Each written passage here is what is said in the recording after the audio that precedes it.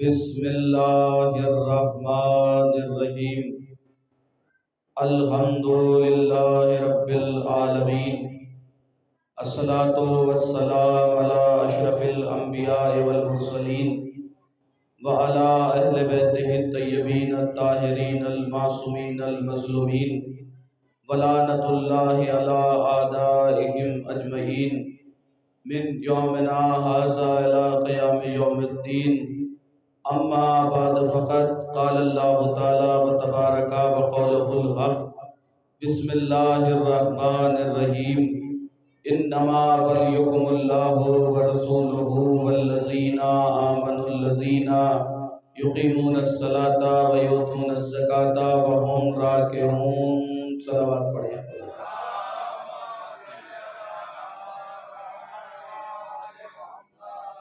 حضرات گرامی منزلت اور معتبر سامعین ایمان و بصیرت، ارباب ولا اور صاحبان فہم و ذکا، مقتدر علم و ادب اور موالیان اہل بیت الطاہرین، عزاداران سلطان کربلا اور ماتمداران غریب نینوا، آپ کی بارگاہ اقدس میں مسلسل ان سالانہ مجالس کے سلسلے کی دوسری مجلس عزا سے خطاب کرنے کے لیے حاضری کا شرف حاصل کرتے ہوئے آپ کے ایمانی اور روحانی ضیافت کے فرائض انجام دینے کی خاطر قرآن مجید کے سورہ مائدہ سے جس مقدس مطہر پاک و پاکیزہ بے عیب لا ریب طاہر و اطہر کلمات کی تلاوت کرنے کی سعادت حاصل ہوئی، ان کلمات کو جہان تفسیر میں اہل ولایت آئے ولایت کے نام سے یاد فرماتے ہیں کہ جس میں پروردگار عالم ولایت کے حوالے سے، ولایت کے موضوع پر، ولایت کے ٹاپک پر، ولایت کے ذریعے سے، ولایت کے طریقے سے گفتگو فرما رہا ہے اور ارشاد رب العزت ہو رہا ہے بسم اللہ الرحمن الرحیم انما ولیکم اللہ، اللہ تمہارا ولی ہے، ورسولہ، اس کا رسول تمہارا ولی ہے، والذین آمنوا الذین یقیمون الصلاۃ ویؤتون الزکاۃ وہم راکعون، اور وہ صاحبان ایمان ولی ہیں جو نماز قائم کرنے والوں کے ساتھ نماز بھی قائم کرتے ہیں اور زکوٰۃ بھی ادا کرتے ہیں۔ دیکھیے، ابتدائی مجلس میں گزارش یہ کروں گا کہ میرے جو نوجوان بھائی دیوار کا سہارا لے کر بیٹھے ہیں، اور دیوار کا سہارا نہ لیں بلکہ قریب ہو کر بیٹھ جائیں، اس لیے کہ ابھی درمیان میں جگہ ہے، تو لہٰذا آپ صلوات پڑھتے ہوئے آگے آ جائیں۔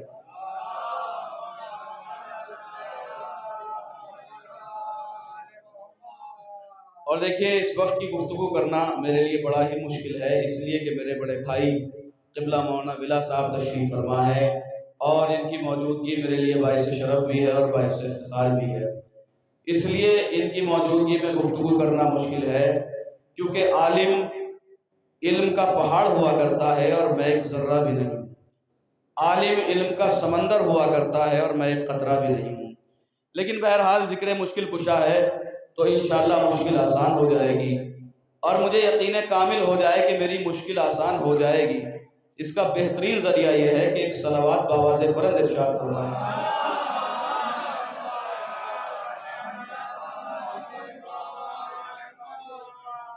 تو کائنات کا خالق و مالک قرآن مجید میں ارشاد فرما رہا ہے، دیکھیے جس قرآن مجید میں پروردگار عالم ارشاد فرما رہا ہے، وہ قرآن خالی الماریوں میں سجانے کے لیے نہیں آیا ہے، وہ قرآن خالی تاقوں میں رکھنے کے لیے نہیں آیا ہے، وہ قرآن خالی لڑکیوں کو دہیج میں دینے کے لیے نہیں آیا ہے، وہ قرآن خالی قبروں کے سناٹے مٹانے کے لیے نہیں آیا ہے، بلکہ قرآن مجید میں تو ارشاد فرمایا گیا ہے کہ تم قرآن کو پڑھنے سے زیادہ اس کو سمجھنے پہ غور دو، جتنا قرآن کو پڑھتے جاؤ اس سے زیادہ اس کو سمجھتے جاؤ، قرآن میں تفکر کرو، قرآن میں تدبر کرو، اسی قرآن کے اندر پروردگار عالم نے ولایت کا ذکر فرمایا ہے اور ارشاد ہوا ہے انما ولیکم اللہ، اللہ تمہارا ولی ہے، ورسولہ، اس کا رسول تمہارا ولی ہے، والذین آمنوا الذین یقیمون الصلاۃ ویؤتون الزکاۃ وہم راکعون، اور وہ صاحبان ایمان ولی ہیں جو نماز قائم کرنے والوں کے ساتھ نماز بھی قائم کرتے ہیں اور زکوٰۃ بھی ادا کرتے ہیں۔ دیکھیے پروردگار عالم نے جو لفظ ولی اپنے لیے استعمال کیا، وہی لفظ ولی ولی مولا رسول کے لیے استعمال کیا وہی لفظ ولی مولا کائنات کے لیے استعمال کیا، اس لیے کہ پروردگار عالم نے یہ ایک لفظ ولی تینوں جگہ پر رکھ کر اہمیت ولایت سمجھائی کہ دیکھو جو اہمیت عقیدہ توحید کی ہے، جو اہمیت عقیدہ نبوت کی ہے، وہی اہمیت عقیدہ ولایت کی ہے۔ دیکھیے پروردگار عالم نے اس ولایت کی اہمیت کو اس طریقے سے سمجھایا کہ قرآن مجید میں ارشاد ہوا یا ایھا الرسول بلغ ما انزل الیک من ربک فإن لم تفعل فما بلغت رسالتہ، اے میرے حبیب پہنچا دیجئے وہ پیغام جو ہم آپ کے اوپر نازل کر چکے ہیں۔ اگر آپ نے غدیر کے میدان میں علی کی ولایت کا اعلان نہیں کیا تو آپ نے گویا کہ کار رسالت انجام نہیں دیا۔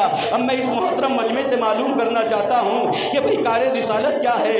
دیکھیے رسول نے 40 برس کی ایج میں آنے کے بعد، 40 برس کی عمر میں آنے کے بعد رسول نے اعلان رسالت فرمایا، یہ بھی کار رسالت ہے۔ رسول نے توحید کو پہنچوایا، یہ بھی کار رسالت ہے۔ رسول نے نماز پڑھنے کے لیے کہا، یہ بھی کار رسالت ہے۔ رسول نے زکوٰۃ دینے کے لیے کہا، یہ بھی کار رسالت ہے۔ رسول نے خمس نکالنے کے لیے کہا، یہ بھی کار رسالت ہے۔ رسول نے حج کرنے کے لیے کہا، یہ بھی کار رسالت ہے۔ رسول نے روزہ رکھنے کے لیے کہا، یہ بھی کار رسالت ہے۔ رسول نے امر بالمعروف پہنچایا، یہ بھی کار رسالت ہے۔ رسول نے نہی عن المنکر پہنچایا، یہ بھی کار رسالت ہے۔ رسول نے تولا پہنچایا، یہ بھی کار رسالت ہے۔ رسول نے تبرہ پہنچایا، یہ بھی کار رسالت ہے۔ اور پروردگار عالم نے کہا کہ اگر تم نے علی کی ولایت کو نہ پہنچایا تو گویا کہ کار رسالت انجام نہیں دیا۔ اس کا مطلب یہ ہوا کہ علی کی ولایت وہ اہم شے ہے کہ جس کے اوپر رسول کے اعلان رسالت کا بھی دار و مدار ہے، نماز کا بھی دار و مدار ہے، روزے کا بھی دار و مدار ہے، حج کا بھی دار و مدار ہے، خمس کا بھی دار و مدار ہے، زکوٰۃ کا بھی دار و مدار ہے۔ بھئی تمام دنیا کی چیزوں کا، تمام اسلامی قانون کا دار و مدار علی کی ولایت کے اوپر رکھا گیا۔ اسی لیے پروردگار عالم نے کہا کہ اگر علی کی ولایت نہیں پہنچائی تو گویا کہ کار رسالت انجام نہیں دیا۔ اس کا مطلب یہ ہے کہ رسول کا رسالت کا اعلان کرنا، اگر علی کی ولایت نہ ہو تو یہ اعلان کرنا بیکار ہو جائے گا۔ نماز کو پہنچانا یہ بیکار ہو جائے گا، روزے کو پہنچانا یہ بیکار ہو جائے گا۔ اب جملہ آپ کی بیدار سماعتوں کے حوالے ہے۔ بھئی دیکھیے نماز، روزہ، حج، زکوٰۃ، خمس یہ تو بعد کی چیزیں ہیں۔ اگر علی کی ولایت کا اعلان نہ کیا جائے تو اللہ کی توحید کو پہچنوانا بھی بیکار۔ توجہ ہے نا عزیزان محترم؟ صلوات پڑھیں عظمت آل محمد پر۔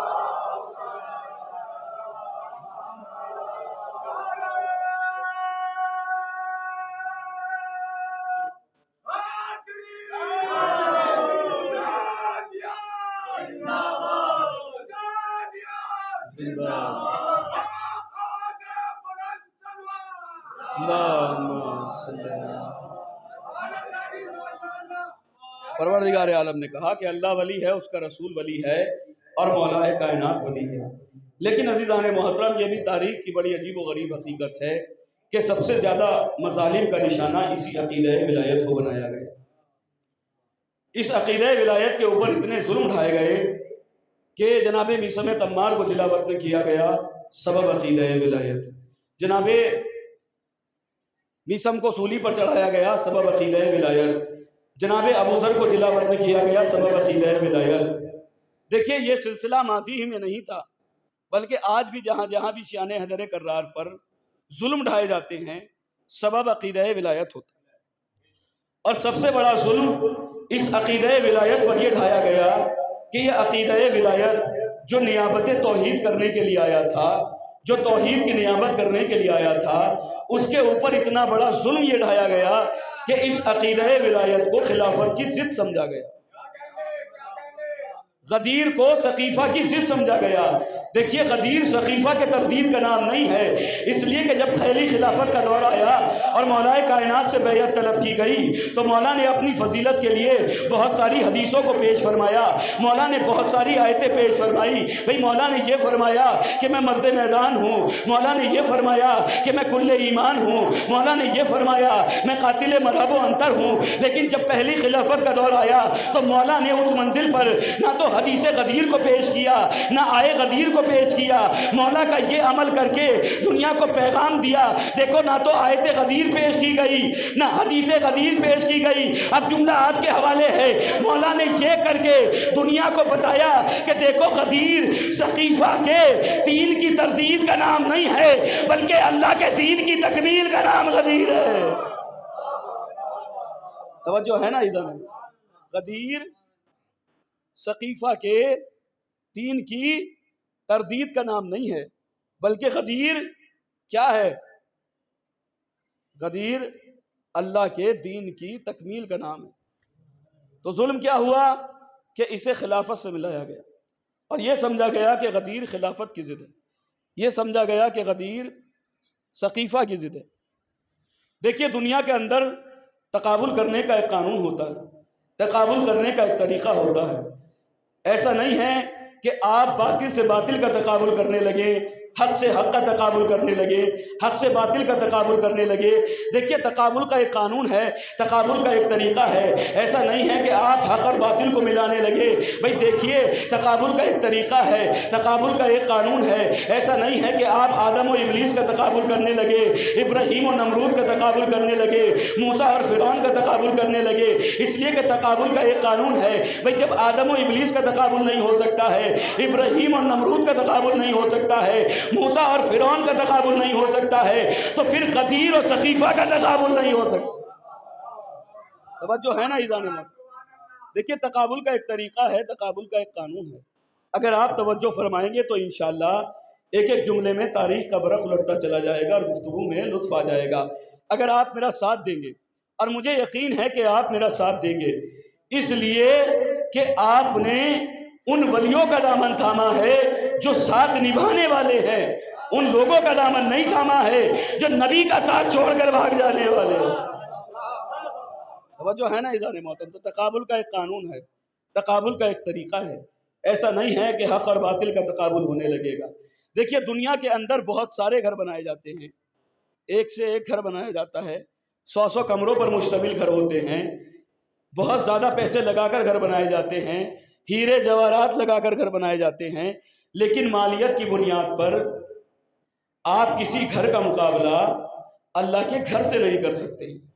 آپ یہ نہیں کہہ سکتے ہیں کہ اللہ کا گھر تو 4 دیواری پر مشتمل ہے اور فلاں صاحب کے گھر میں تو 100 کمرے بنے ہوئے ہیں۔ دیکھیے کسی گھر کا مقابلہ مالیت کی بنیاد پر اللہ کے گھر سے نہیں ہو سکتا ہے، اس لیے کہ بندوں کے بنائے ہوئے گھر بیت الناس کہلاتے ہیں اور اللہ کا بنایا ہوا گھر بیت اللہ کہلاتا ہے۔ بھئی اللہ کے بنائے ہوئے گھر کا مقابلہ بندوں کے بنائے ہوئے گھر سے نہیں ہو سکتا ہے۔ بھئی دنیا کے اندر بہت ساری کتابیں لکھی گئے ہیں، 100 جلدوں کی کتابیں ہیں، لیکن کسی کتاب کا مقابلہ آپ جلدوں کی بنیاد پر اللہ کی کتاب سے نہیں کر سکتے۔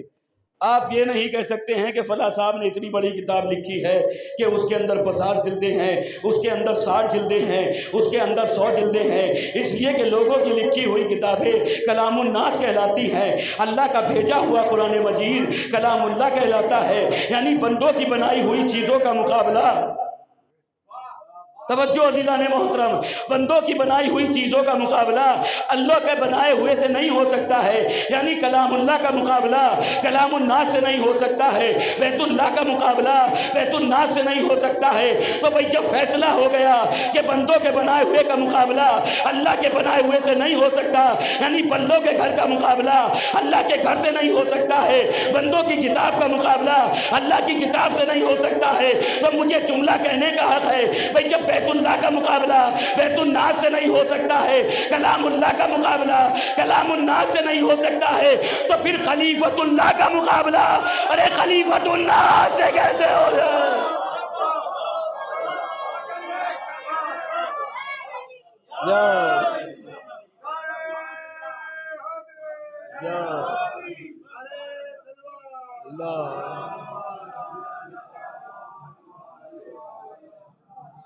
قبلہ کے استقبال کے لیے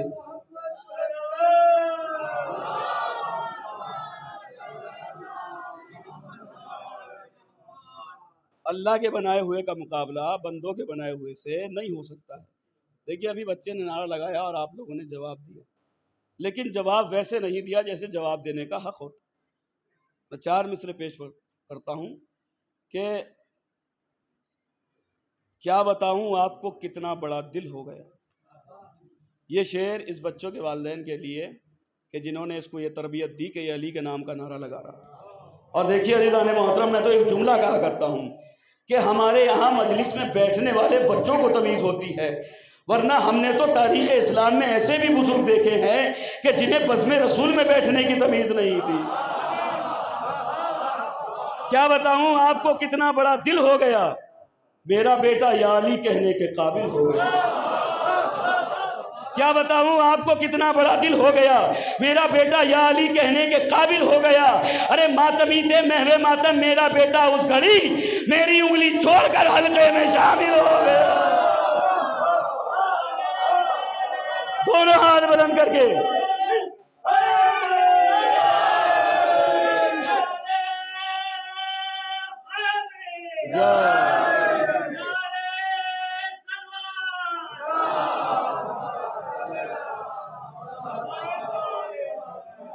دیکھیے، مفتی کے عقیدے میں کوئی جوش نہیں ہے، مفتی کے عقیدے میں کوئی جوش نہیں ہے، ایمان بچانے کا اسے ہوش نہیں ہے. مفتی کے عقیدے میں کوئی جوش نہیں ہے، ایمان بچانے کا اسے ہوش نہیں ہے. دیکھ لے میسم کی سبا کاٹنے والے، بچہ بھی میری قوم کا خاموش نہیں ہے.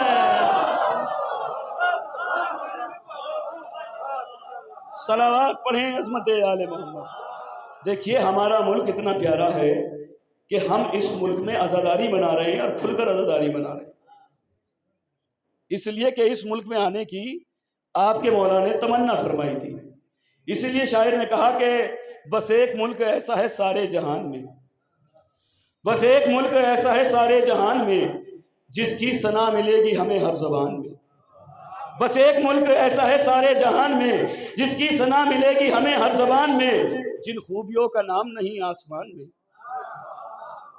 دیکھیے اس ملک کے اندر ہر مذہب کا ماننے والا عزاداری کرتا ہے، چاہے وہ ہندو ہو، چاہے سکھ ہو، کسی مذہب سے بھی تعلق رکھنے والا ہو، لیکن عزاداری کرتا ہے.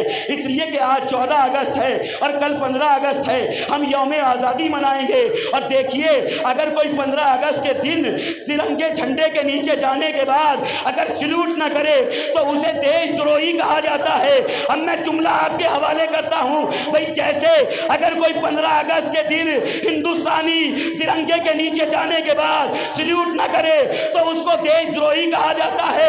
اگر کوئی مسلمان 10 محرم کو مولا عباس کے علم کے نیچے امام حسین کو سلام نہ کرے وہ اسلام دروہی کہلاتا ہے.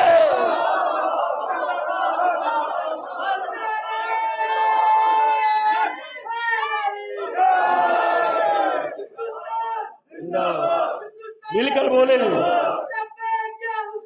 لبیک یا حسین.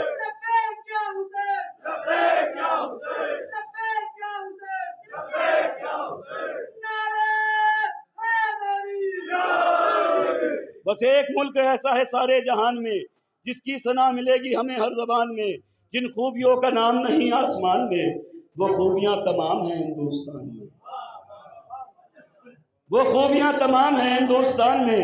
آواز یا حسین کی ساری فضا میں ہے، ماتم کی گھن گرج اسی آب و ہوا میں ہے، ماتم کی گھن گرج اسی آب و ہوا میں ہے. فیصل جو بادشاہ تھا قاتل اصول کا، پھولوں کے فیصل جو بادشاہ تھا قاتل اصول کا، پھولوں کے راستے میں تھا کاٹا بھول کا. دشمن تھا وہ رسول کا آلے رسول کا، پوچھو کہ کیوں گرا دیا روزہ بدول کا.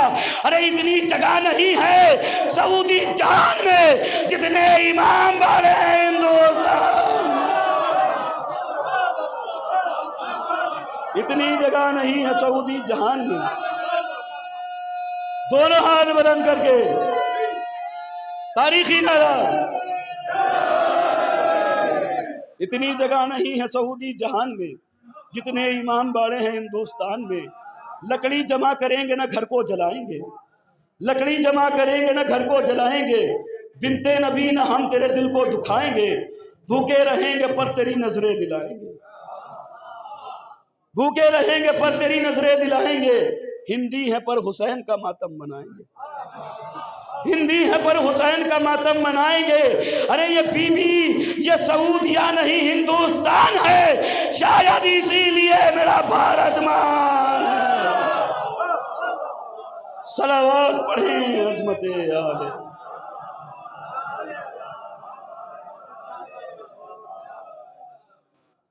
بی بی یہ سعودیہ نہیں ہندوستان ہے، شاید اسی لیے میرا بھارت مان. تو اللہ کے بنائے ہوئے کا مقابلہ بندوں کے بنائے ہوئے سے نہیں ہو سکتا ہے. دیکھیے اس لیے نہیں ہو سکتا ہے کہ اگر آپ کو مقابلہ کرنا ہے، آج اہل بیت کا مقابلہ کیا جا رہا ہے اور اہل بیت کو لوگوں سے ملایا جا رہا ہے. دیکھیے اگر مقابلہ کرنا ہے تو آپ انبیاء سے کریں، اور حقیقت تو یہ ہے کہ اہل بیت کا مقابلہ انبیاء سے بھی نہیں ہو سکتا ہے. علی کا مقابلہ انبیاء سے بھی نہیں ہو سکتا ہے، اس لیے کہ مولا کائنات بعد خدا و رسول سب سے افضل ہے. آج ہمارے یہاں بھی کچھ لوگ ایسے پیدا ہو گئے ہیں جو یہ کہہ دیتے ہیں کہ علی انبیاء سے افضل نہیں ہے. علی کا مقابلہ کسی نبی سے بھی نہیں ہو سکتا ہے، اس لیے کہ علی بعد خدا و رسول سب سے افضل ہے. ایک جملہ آپ کے حوالے کرنا چاہتا ہوں اور ایک واقعہ آپ کو سناؤں گا کہ انبیاء سے علی کیسے افضل ہے. دیکھیے یہ ولایت کی آیت میں نے آپ کے سامنے پیش کی کہ پروردگار عالم نے فرمایا انما ولیکم اللہ، اللہ تمہارا ولی ہے، ورسولہ، اس کا رسول تمہارا ولی ہے، والذین آمنوا الذین یقیمون الصلاۃ ویؤتون الزکاۃ وہم راکعون، اور وہ صاحبان ایمان ولی ہیں جو نماز قائم کرنے والوں کے ساتھ نماز بھی قائم کرتے ہیں اور زکوٰۃ بھی ادا کرتے ہیں. دیکھیں یہ آیت اس وقت نازل ہوئی کہ جب آپ کے ہمارے مولا نے زکوٰۃ میں انگوٹھی دی. جیسے ہی علی نے زکوٰۃ میں انگوٹھی دی اور اللہ کی طرف سے یہ آیت چلی آئی تو ہمارے ایک دوست قبلہ عباس مہدی صاحب وہ فرماتے ہیں کہ جب علی نے یہ عمل کر لیا تو عرب کے کچھ لوگوں نے اس طرح کا عمل کیا اور زکوٰۃ میں انگوٹھی دی. دیکھیے خاندانی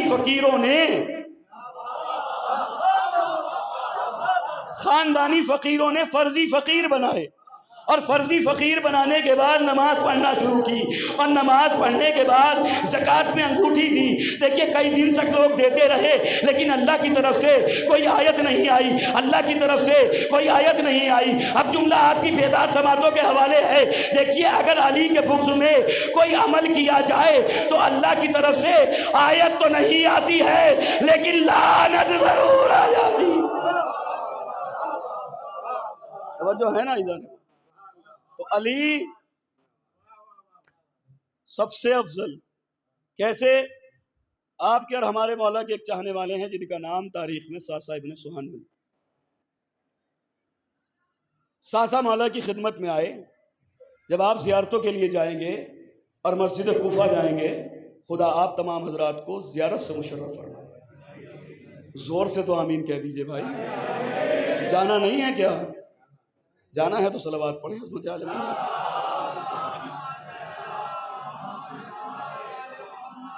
جب کوفہ جائیں گے اور کوفہ سے سہلا جائیں گے تو مسجد سہلا کے بالکل سامنے جناب ساسا ابن سہان کی مسجد بنی ہوئی، اس میں لوگ زیارت کے لیے جاتے ہیں اور 2 رکعت نماز پڑھتے ہیں. وہی ساسا مولا کی خدمت میں آیا اور آنے کے بعد کہنے لگے کہ مولا میں آپ سے کچھ سوالوں کے جواب چاہتا ہوں. مولا نے کہا ساسا سوال کریں. ساسا نے سوال کیا کہ مولا یہ بتائیے کہ آپ افضل ہیں یا آدم افضل؟ مولا نے فرمایا کہ ساسا میں آدم سے افضل. کا سبب فضیلت یہ ہے کہ اللہ نے آدم سے جنت میں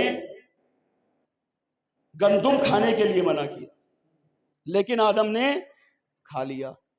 مجھ علی سے کبھی منع بھی نہیں کیا اور مجھ علی نے کبھی کھایا بھی نہیں. ساسا نے کیا کہا؟ خورشید خاور شبہ پیشاور کے اندر یہ واقعہ موجود ہے، لکھنؤ میں ادارہ اصلاح سے چھپی ہے، وہاں سے آپ کی کتاب منگوا سکتے ہیں. اس کے اندر یہ واقعہ ہے. ساسا کہہ رہے ہیں کہ مولا آپ افضل ہیں یا کہ آدم افضل ہے؟ مولا نے کہا کہ ساسا میں آدم سے افضل ہے. کا سبب فضیلت کہ اللہ نے آدم سے جنت میں گندم کھانے کے لیے منع کیا لیکن آدم نے کھا لیا. مجھ علی سے کبھی کیا بھی نہیں اور مجھ علی نے کبھی کھایا بھی نہیں. اب جملہ آپ کے حوالے کرتا ہوں. دیکھیے مولا نے کہا کہ میں آدم سے افضل ہوں. کا سبب فضیلت یہ ہے کہ اللہ نے آدم سے جنت میں گندم کھانے کے لیے منع کیا لیکن آدم نے کھا لیا. مجھ علی سے کبھی منع بھی نہیں کیا، مجھ علی نے کبھی کھایا بھی نہیں. اما جب علی کا مقابلہ جنت میں گندم کھانے والے آدم سے نہیں ہو سکتا ہے تو پھر باغ فدق کھانے والوں سے کیسے ہو جائے گا؟ توجہ ہے نا ادھر؟ جب علی کا مقابلہ جنت میں گندم کھانے والے آدم سے نہیں ہو سکتا ہے تو فدق کے لٹیروں سے کیسے ہو سکتا؟ اس کے بعد ساسا نے کہا کہ مولا یہ بتائیے کہ آپ افضل ہیں یا نوح افضل ہے؟ مولا نے کہا کہ ساسا میں نوح سے افضل ہوں۔ کا سبب فضیلت یہ ہے کہ نوح کے اوپر ان کی امت نے مظالم ڈھائے۔ جب نوح کے اوپر ظلم ڈھائے گئے تو انہوں نے اپنی امت کے مظالم کا نوحہ پڑھا اور بددعا کے لیے ہاتھ بلند کر دیے۔ مولا نے کہا کہ ساسا وہ نوح ہیں، جب ان پر ظلم ہوئے تو انہوں نے بددعا کے لیے ہاتھ بلند کر دیے، لیکن تیرے مولا کے اوپر جب اس دنیا نے ظلم ڈھایا تو تیرے مولا نے کبھی بددعا کے لیے ہاتھ بلند نہیں کیے۔ میں کہوں گا اے میرے مولا، اے میرے آقا، اے ساقی کوثر، آپ کے ہاتھ بلند کرنا اور ہے، نوح کے ہاتھ بلند کرنا اور ہے، اس لیے کہ نوح کے ہاتھ کہلاتے ہیں، آپ کے ہاتھ نہیں کہلاتے بلکہ اللہ کے ہاتھ کہلاتے ہیں۔ آپ کے ہاتھ آپ کے نہیں بلکہ اللہ کے ہاتھ کہلاتے ہیں۔ دیکھیے علی ید اللہ ہے، علی عین اللہ ہے، اور اس بات کو ہم ہی نہیں مانتے، یہ عقیدہ ہمارا ہی نہیں ہے بلکہ ہمارے برادران اہل سنت بھی اس بات کو مانتے ہیں۔ علامہ شبلی نعمانی نے ایک واقعہ لکھا، علی ید اللہ ہیں اور عین اللہ ہیں، اس بات کو ہم ہی نہیں مانتے بلکہ ہمارے برادران اہل سنت بھی مانتے ہیں۔ علامہ شبلی نعمانی نے لکھا کہ خلیفہ دوم کا زمانہ تھا اور حج ہو رہا تھا، تو حج میں خالی مرد تو ہوتے نہیں ہیں، خواتین بھی ہوتی ہیں، تو ایک صاحب حج بھی کر رہے تھے اور شربت دیدار بھی نوش فرما رہے تھے۔ دیکھیے اب اس سے زیادہ کچھ کہا نہیں جا سکتا ہے، آپ سمجھ سکتے ہیں۔ دیکھیے وہ حج بھی کر رہے تھے اور عورتوں کی طرف بھی دیکھ رہے تھے۔ جیسے ہی مولا کائنات نے یہ منظر دیکھا، مولا بھی اس حج میں تھے، مولا نے ایک تماچا ان کے مار دیا، جیسے ہی تماچا لگا ان کا منہ سیدھا ہو گیا۔ دیکھیے علی کو عین اللہ اور ید اللہ ہم ہی نہیں مانتے ہیں، اس لیے کہ علامہ شبلی نعمانی نے لکھا کہ خلیفہ دوم کے زمانے میں جب ان صاحب کے تماچا لگ گیا، وہ خلیفہ کی خدمت میں آئے اور آنے کے بعد کہنے لگے کہ مجھے بدلہ لینا ہے۔ کہ کس سے بدلہ لینا ہے؟ کہ علی سے بدلہ لینا ہے۔ کہ کس بات کا بدلہ لینا ہے؟ کہ میں طواف خانہ کعبہ کر رہا تھا، علی نے میرے تماچا مار دیا۔ انہوں نے کہا تو احمق ہے، تو پاگل ہو گیا ہے، ارے کس سے بدلہ لینے کی بات کرتا ہے؟ ارے تجھے نہ تو علی نے دیکھا ہے نہ علی نے مارا ہے بلکہ اللہ کی آنکھوں نے دیکھا ہے۔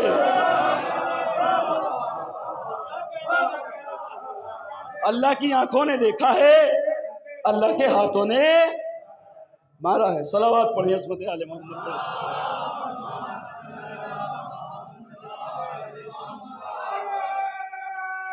دونوں ہاتھ بلند کریں۔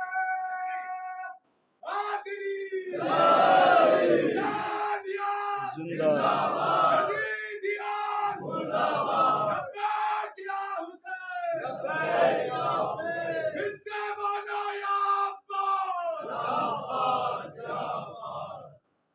صلوات پڑھ لے عظمت آل محمد۔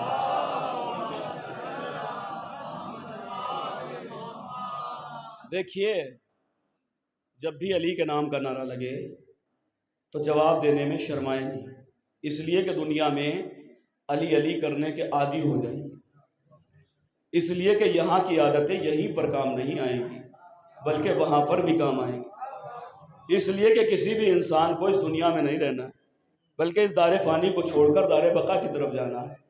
جو انسان یہاں پر جس کو پکارتا ہوا جائے گا، محشر میں اسی کو پکارتا ہوا اٹھایا جائے گا۔ یہ جملہ یاد رکھیے گا کہ دنیا میں علی علی کرنے کے عادی ہو جائیے، اس لیے کہ یہاں کی عادتیں یہیں پر کام نہیں آئیں گی بلکہ وہاں پر بھی کام آئیں گی۔ اگر بیدار ہو کر سماعت فرمائیں گے تو انشاءاللہ لطف آ جائے گا، اور اگر سب بات سمجھ میں آ جائے تو پھر ایسا نعرہ لگائیے گا کہ آپ کے نعرے کی آواز نجف اشرف تک چلی جائے۔ دیکھیے دنیا میں علی علی کرنے کے عادی ہو جائیے، اس لیے کہ یہاں کی عادتیں یہیں پر کام نہیں آئیں گی بلکہ وہاں پر بھی کام آئیں گی۔ ایک شخص سلمان محمدی کی خدمت میں آیا اور آنے کے بعد کہنے لگا کہ سلمان، میں نے سنا ہے کہ آپ مردے زندہ کرتے ہیں۔ سلمان نے کہا کہ بھائی میں مردے زندہ نہیں کرتا ہوں۔ آنے والے نے کہا کہ سلمان، میں نے کسی عام شخص سے نہیں سنا بلکہ اللہ کے نبی سے سنا ہے کہ سلمان مردے زندہ کرتا ہے۔ دیکھیے اسی لیے جناب سلمان محمدی کا ایمان 10ویں درجے پر تھا، رسول کی بات پر اتنا یقین تھا۔ سلمان نے کہا کہ اگر اللہ کے نبی نے کہا ہے تو پھر سلمان مردے زندہ کرتا ہے۔ اگر کوئی ہم جیسا ہٹ دھرم شیعہ ہوتا تو فوراً کہہ دیتا نبی نے کہا ہو یا خدا نے کہا ہو، جب ہم کرتے نہیں ہیں تو نہیں کرتے۔ یہی تو ہوتا ہے جب مولوی صاحب نماز کے لیے سمجھاتے ہیں تو لوگ کیا کہہ دیتے ہیں، بھئی ہماری مرضی ہے، ہم پڑھیں یا نہ پڑھیں، ہم تو کسی کی بات نہیں مانتے۔ سلمان نے کہا کہ اگر اللہ کے نبی نے کہا ہے کہ سلمان مردے زندہ کرتا ہے تو پھر سلمان مردے زندہ کرتا ہے۔ یہ جملہ یاد رکھیے کہ دنیا میں علی علی کرنے کے عادی ہو جائیے، اس لیے کہ یہاں کی عادتیں یہیں پر کام نہیں آئیں گی بلکہ وہاں پر بھی کام آئے گی۔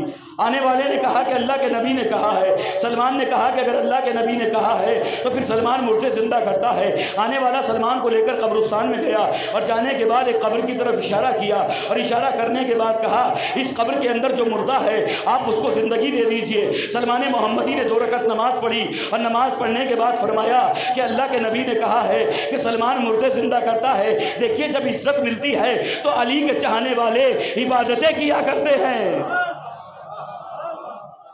دیکھیے تبلیغ کے لیے اس سے بڑا جملہ نہیں ہو سکتا۔ اگر عزتیں ملیں، بلندیاں ملیں تو شکر ادا کریے، نمازیں پڑھیے، اللہ کا شکر ادا کریے۔ سلمان نے نماز پڑھی اور نماز پڑھنے کے بعد فرمایا کہ اللہ کے نبی نے کہا ہے کہ سلمان مردے زندہ کرتا ہے۔ دیکھیں یہ جملہ یاد رکھیے کہ دنیا میں علی علی کرنے کے عادی ہو جائیے، اس لیے کہ یہاں کی عادتیں یہیں پر کام نہیں آئیں گی بلکہ وہاں پر بھی کام آئیں گی۔ سلمان نے کہا اللہ کے نبی نے کہا ہے کہ سلمان مردے زندہ کرتا ہے، لہٰذا اپنی قبر سے اٹھ جا۔ اب وہ اٹھا، وہ معلوم کر رہا تھا میرا اونٹ کہاں ہے، میرا اونٹ کہاں ہے، میرا اونٹ کہاں ہے۔ بھئی سلمان کے ساتھ جو مردہ زندہ کرانے آیا تھا وہ سلمان کے پیچھے چھکنے لگا اور کہنے لگا کہ سلمان کہیں ایسا تو نہیں ہے کہ جس نے اس کا اونٹ چرایا ہو اس کی شکل مجھ سے ملتی ہو۔ توجہ، یہ جملہ یاد رکھیے کہ دنیا میں علی علی کرنے کے عادی ہو، اس لیے کہ یہاں کی عادتیں یہیں پر کام نہیں آئیں گی بلکہ وہاں پر بھی کام آئیں گی۔ سلمان نے اسے زندگی دی، وہ معلوم کر رہا تھا کہ میرا اونٹ کہاں ہے، میرا اونٹ کہاں ہے۔ آنے والا سلمان کے پیچھے چھپنے لگا۔ سلمان نے کہا چھپ کیوں رہے ہو؟ کہا کہیں ایسا تو نہیں کہ جس نے اس کا اونٹ چرایا ہے اس کی شکل کہیں مجھ سے ملتی ہو۔ سلمان نے کہا مسئلہ یہ نہیں ہے کہ پھر ماجرا کیا ہے؟ کہ ماجرا یہ ہے کہ یہ صحرا میں مرا تھا، اس کا اونٹ اس کے ساتھ تھا، اس کا اونٹ کھویا گیا، یہ اونٹ کو پکارتا ہوا گیا، یہ اونٹ کو پکارتا ہوا گیا، اس کا اونٹ کھویا گیا تھا۔ اب جملہ آپ کے حوالے ہے، بھئی دنیا میں علی علی کرنے کے عادی ہو جائیے، اس لیے کہ علی علی کی عادتیں یہیں پر کام نہیں آئیں گی بلکہ وہاں پر بھی کام آئیں گی۔ وہ معلوم کر رہا تھا میرا اونٹ کہاں ہے، میرا اونٹ کہاں ہے۔ سلمان نے کہا کہ یہ صحرا میں مرا تھا، اس کا اونٹ اس کے ساتھ تھا، اونٹ کھویا گیا، یہ اونٹ کو پکارتا ہوا گیا۔ اور اللہ کا قانون کیا ہے کہ جو جس کو پکارتا ہوا جائے گا اسی کو پکارتا ہوا اٹھایا جائے گا۔ ہم اسی لیے تو اس دنیا کے اندر علی علی کرنے کے عادی ہے۔ ارے جب دنیا سے جائے تب بھی علی علی، جب قبر سے نکالے جائے تب بھی علی علی۔ دونوں ہاتھ بلند کر کے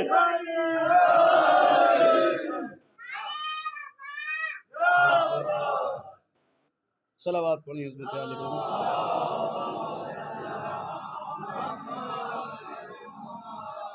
دیکھیے ثنائے فاطمہ میں فکر کے جوہر نکلتے ہیں، ثنائے فاطمہ میں فکر کے جوہر نکلتے ہیں، یہ مضمون چادر تطہیر سے چھن کر نکلتے ہیں۔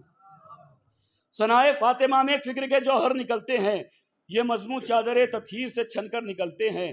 در زہرا کی جانب بڑھ کے یہ کہنے لگا تارا چلو اب آسمانوں سے ذرا اوپر نکلتے ہیں۔ ثنائے فاطمہ میں فکر کے جوہر نکلتے ہیں، یہ مضمون چادر تطہیر سے چھن کر نکلتے ہیں۔ در زہرا کی جانب بڑھ کے یہ کہنے لگا تارا چلو اب آسمانوں سے ذرا اوپر نکلتے ہیں۔ ارے ہماری قوم کے بچوں پہ ہی ایمان لے آؤ، ہماری قوم کے بچوں پہ ہی ایمان لے آؤ۔ یہ 14 نام ان کے منہ سے کیا فرفر نکلتے ہیں۔ توجہ ہے نا ایذان مولا؟ سلمان نے کہا کہ مولا آپ افضل یا نو افضل؟ کہا میں نو سے افضل۔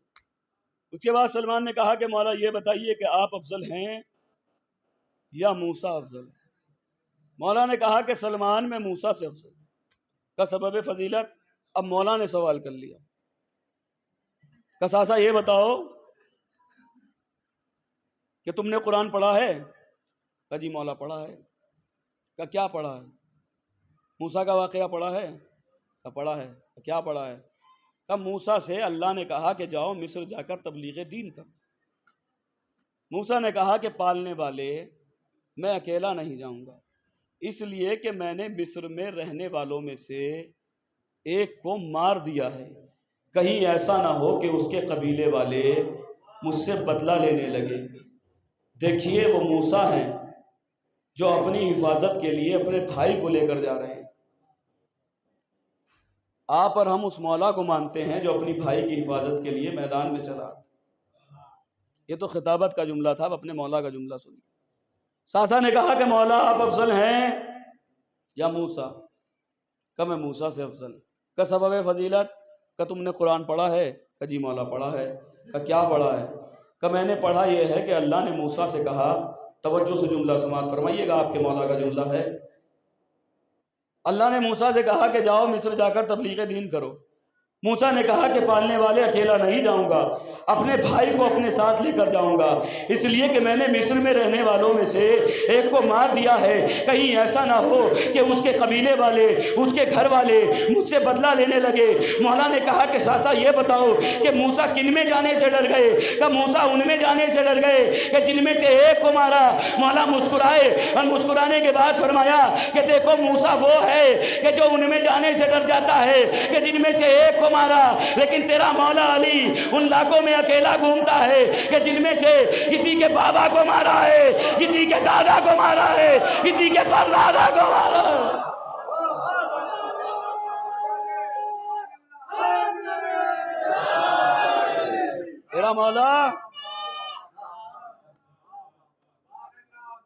تیرا مولا ان لاکھوں میں اکیلا گھومتا ہے کہ جن میں سے کسی کے بابا کو مارا، کسی کے بیٹے کو مارا. اور اس کے بعد ساسا نے کہا بس دو باتیں ہیں اور اس کے بعد ربط مسائل. ساسا نے کہا کہ مولا یہ بتائیے کہ آپ افضل ہیں یا ابراہیم افضل؟ مولا نے کہا کہ میں ابراہیم سے افضل. کا سبب فضیلت یہ ہے کہ جناب ابراہیم نے اللہ سے معلوم کیا کہ پالنے والے تو مردوں کو کیسے زندہ کرتا ہے، مجھے دکھا. کہ ابراہیم یقین نہیں ہے؟ کہ یقین تو ہے، لیکن یقین میں اضافے کے لیے دیکھنا چاہتا ہوں. ابراہیم وہ نبی ہیں جو یقین میں اضافے کے لیے دیکھنا چاہتے ہیں. آپ پر ہمارا مولا وہ ہے کہ مولا نے فرمایا کہ وہ ابراہیم ہیں جو یقین میں اضافے کے لیے دیکھنا چاہتے ہیں. لیکن ساسا تیرے مولا کا یقین اس منزل کمال پر ہے، اگر تمام حجابات ہٹا دیے جائیں تو علی کے یقین میں ذرہ برابر اضافہ نہیں ہو. ساسا نے کہا کہ مولا یہ بتائیے کہ آپ افضل ہیں یا عیسیٰ افضل؟ مولا نے کہا کہ ساسا میں عیسیٰ سے افضل. کا سبب فضیلت؟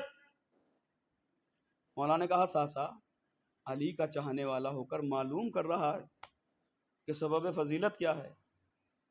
ساسا عیسیٰ وہ ہیں کہ جب ان کی ولادت کا وقت آیا تو ان کی ماں کو بیت المقدس سے نکالا گیا. جو سمجھ گئے انہیں سلام ہے.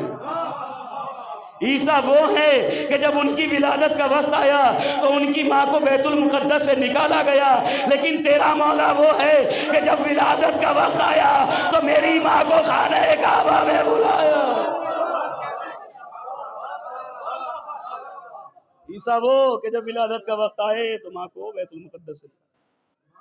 اور مولا کائنات وہ کہ جب ولادت کا وقت آیا تو جناب فاطمہ بنت اسد کو بلایا گیا.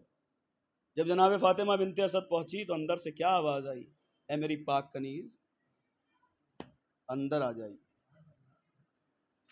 دیوار کعبہ شک اور جناب فاطمہ بنت اسد اندر چلی گئی. بس دو جملے سن لیجئے. اندر سے آواز آئی اے میری پاک کنیز آ جائیے. دیکھیے جو شریف گھرانوں کی عورتیں ہوتی ہیں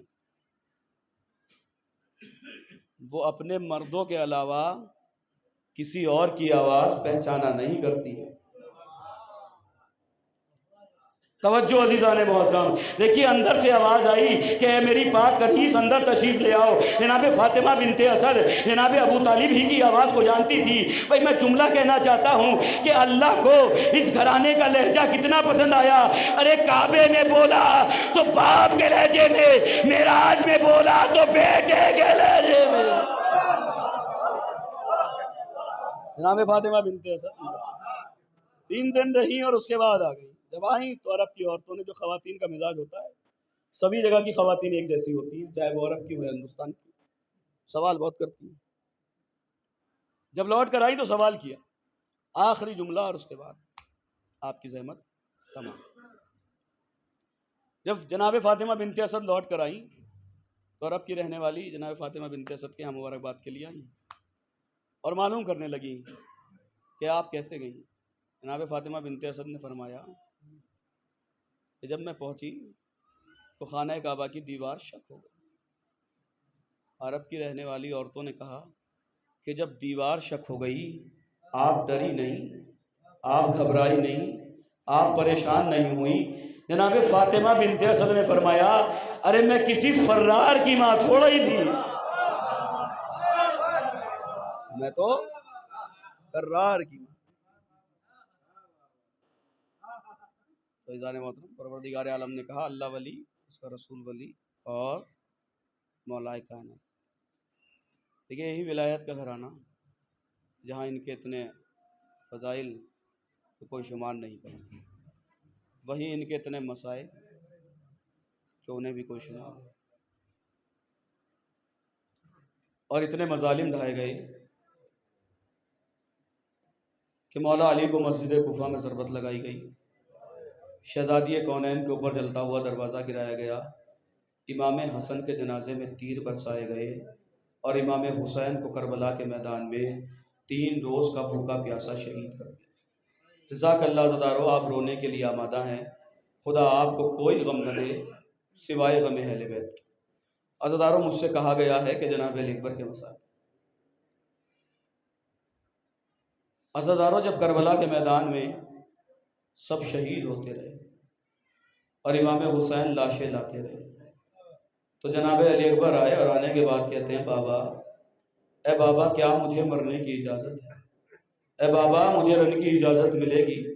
عزادارو امام حسین نے کہا کہ بیٹا علی اکبر جاؤ خیمے میں جاؤ، اور خیمے میں جانے کے بعد اپنی پھوپھی سے اجازت لے کر آؤ۔ عزادارو علی اکبر خیمے میں آئے اور آنے کے بعد شہزادی زینب سے اجازت طلب کی۔ عزادارو بس مجھے زیادہ مصائب نہیں پڑھنے ہیں۔ جب جناب علی اکبر نکلنا چاہتے تھے، تمام بیویوں سے رخصت ہوئے۔ حمید ابن مسلم کہتا ہے کہ کربلا کے میدان میں 2 رخصتیاں ایسی تھی کہ جن پہ ایسا لگ رہا تھا کہ جیسے بھرے گھر سے ارے کسی جوان کا لاشا نکل رہا ہو۔ ایک رخصتی امام حسین کی رخصتی تھی، ایک رخصتی جناب علی اکبر کی رخصتی تھی۔ حمید کہتا ہے ارے کبھی پردہ اٹھتا تھا، کبھی پردہ گر جاتا تھا، ارے میرا دل کہتا ہے ارے جب علی اکبر نکلنا چاہتے ہوں گے، ارے کبھی زینب دامن تھام لیتی ہوں گی۔ جزاک اللہ عزادارو، جزاک اللہ، خدا آپ کو کوئی غم نہ دے سوائے غم اہل بیت کے۔ خدا آپ کی آوازوں پر رحمت نازل فرمائے، خدا آپ کی آوازوں پر رحمت نازل فرمائے۔ عزادارو شرما کر نہ روئیے گا، گھبرا کر نہ روئیے گا، اس لیے کہ کوئی ایک دوسرے کا چہرہ نہیں دیکھا گیا، اس لیے کہ اب لائٹ بھاگ چکی ہے۔ عزادارو علی اکبر نکل رہے ہیں، جیسے ہی علی اکبر باہر نکلے، باہر نکلنے کے بعد اپنے بابا کی خدمت میں آئے، کہا بابا خدا حافظ۔ عزادارو امام حسین نے گھوڑے پر سوار کرایا، جیسے ہی گھوڑے پر سوار کرایا علی اکبر چلنا چاہتے ہیں، ارے جیسے ہی علی اکبر چلے، ادھر علی اکبر کا گھوڑا چلا، ادھر امام حسین چلے۔ عزادارو علی اکبر کا گھوڑا اور تیز ہوا، امام حسین تیز ہونے لگے، ارے گھوڑا دوڑنے لگا، امام حسین تیزی سے چلنے لگے۔ ارے کالے برقعے والی بی بی آئی اور آ کر کہتی ہے بیٹا علی اکبر ارے ذرا آہستہ چلو، ارے تمہارا باپ زمین کربلا پہ گر گیا۔ جزاک اللہ ہزاروں جزاک اللہ۔ جناب علی اکبر نے مڑ کر دیکھا، ارے 57 برس کا باپ ہے، زمین کربلا پہ گر گئے ہیں۔ بابا کو اٹھایا اور اٹھانے کے بعد کہتے ہیں اے بابا آپ نے مجھے تو خدا حافظ کر دیا تھا، اے بابا پھر آپ کیوں آئے ہیں؟ کہا بیٹا علی اکبر، ارے کاش تم صاحب اولاد ہوتے، ارے تمہیں پتا چلتا، ارے جوان کے بچڑنے کا غم کیا۔ جزاک اللہ ہزاروں جزاک اللہ۔ خدا آپ کی آوازوں پر رحمت نازل فرمائے، خدا آپ کو کوئی غم نہ دے سوائے غم اہل بیت کے۔ عزادارو علی اکبر رخصت ہوئے اور رخصت ہونے کے بعد کربلا کے میدان میں آئے۔ عزادارو حملے پہ حملہ کرتے جاتے ہیں، فوجیں بھاگتی جاتی ہیں۔ ارے امام حسین واپس آنے کے بعد ایک کرسی پر بیٹھ گئے۔ ارے جناب لیلا نے امام حسین کے چہرے کو دیکھا اور سوچتی ہیں کہ باپ ہے، اگر کربلا میں کچھ ہوگا تو باپ کے چہرے کا رنگ متغیر ہوگا۔ عزادارو جناب لیلا نے کہا اے والی و وارث کیا منظر ہے؟ عزادارو امام حسین کہتے ہیں اے لیلا، ارے جا کر علی اکبر کے حق میں دعائیں کرو، اس لیے کہ اللہ ماؤں کی دعائیں ارے بیٹوں کے حق میں جلدی۔ عزادارو جناب لیلا نے دعا کی، جناب علی اکبر لوٹ کر آئے۔ جیسے ہی علی اکبر لوٹ کر آئے کہتے ہیں بابا اگر ایک قطرہ آب مل جاتا تو بابا میں ان اشقیاء کو بتا دیتا کہ علی کے گھرانے کے جوان کیسے لڑتے ہیں۔ عزادارو آپ ذرا سوچے کہ اگر جوان بیٹا ارے باپ سے کسی چیز کا سوال کر لے اور باپ کے پاس وہ چیز نہ ہو، ارے کیا بیتتی ہے امام حسین کے اوپر، کیا بیتی ہوگی۔ عزادارو امام حسین نے کہا اے بیٹا علی اکبر، ارے اپنی زبان میرے دہن میں ڈال دو۔ اب جیسے ہی زبان ارے امام حسین کے دہن میں ڈالی، علی اکبر نے کہا بابا ارے آپ کے دہن میں ارے کانٹے پڑ چکے۔ جزاک اللہ عزادارو۔ علی اکبر رخصت ہوئے، کربلا کے میدان میں آئے۔ بس تمام کر رہا ہوں عزادارو، حملہ کرتے جاتے ہیں۔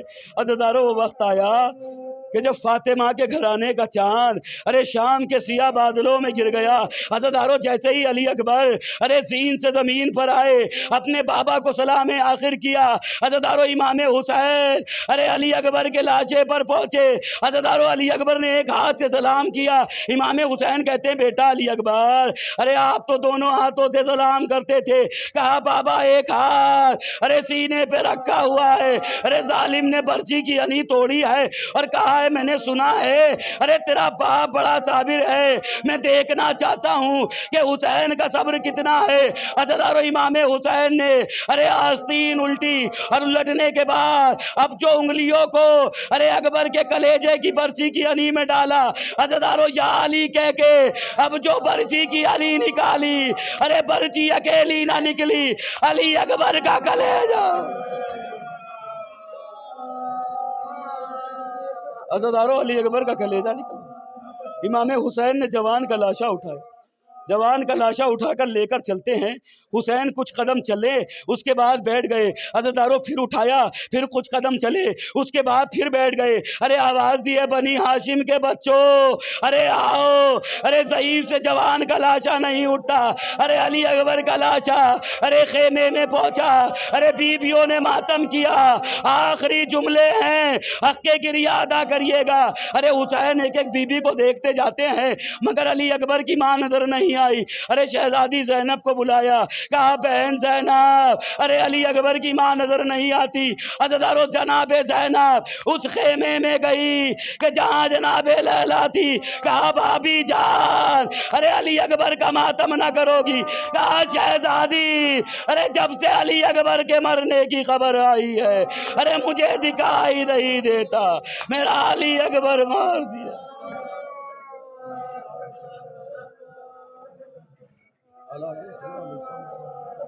سیعلم الذین ظلموا ماتم